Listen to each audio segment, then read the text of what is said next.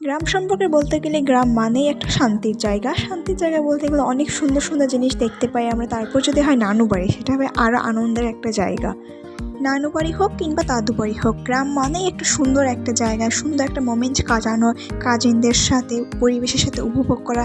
যদিও আমরা শহরে থাকি, এইসব জিনিস আমরা কম দেখতে পাই, তবে ওই নানু বাড়িতে আসলে কিংবা দাদু বাড়িতে গেলে অনেক সুন্দর সুন্দর জিনিস আমরা দেখতে পাই এবং শিখতেও পারি। গ্রাম যেরকম প্রিয় আমার কাছে, আমি গ্রামের আমাদের বাড়ির মানুষগুলো আমার অনেক প্রিয়, যে কারণে আমি আমার সিকনেসটা একটু ভুলে থাকতে পারি।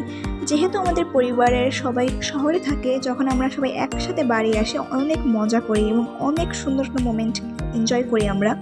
আর আমার বাচ্চাদের খুবই ভালো লাগে। আর আমার গ্রামে আসার মূল উদ্দেশ্য হলো বাচ্চাদেরকে কোলে নেওয়া, বাচ্চাদের সাথে সময় কাটানো। আমার খুব ভালো ভালো সময় স্পেন্ড করি আমি এখানে। কাজিনদের সাথে অনেক আড্ডা দেওয়া, বাচ্চাদের সাথে অনেক টাইম স্পেন্ড করা, খালামণিদের মামাদের সাথে অনেক সময় কাটালে খুব ভালো লাগে। ডোন্ট ফরগেট টু সে মাশাআল্লাহ। সবাইকে আসসালামু আলাইকুম, welcome back my new another blog video. Hey guys, good morning. ঘুম থেকে ওঠার পর বাবু আমার সাথে দুষ্টুমি করতেছিল, দেন ব্রাশ করতে চলে গেলাম ডিরেক্ট। দেন ফ্রেশ হচ্ছিলাম আমি, এই তো দেন ফ্রেশ হওয়ার পরে নিজেকে একটু দেখতেছিলাম কেমন। তারপরে একটু রং ঢং করতেছিলাম, এই রং ঢং করতেই ভালোই লাগে। দেন বাবুকে নিয়ে একটু বাহিরের দিকে হাঁটাচলা করতেছিলাম। ও ঘুমের থেকে উঠছে, ওরও মাইন্ডটা ফ্রেশ হওয়ার দরকার ছিল।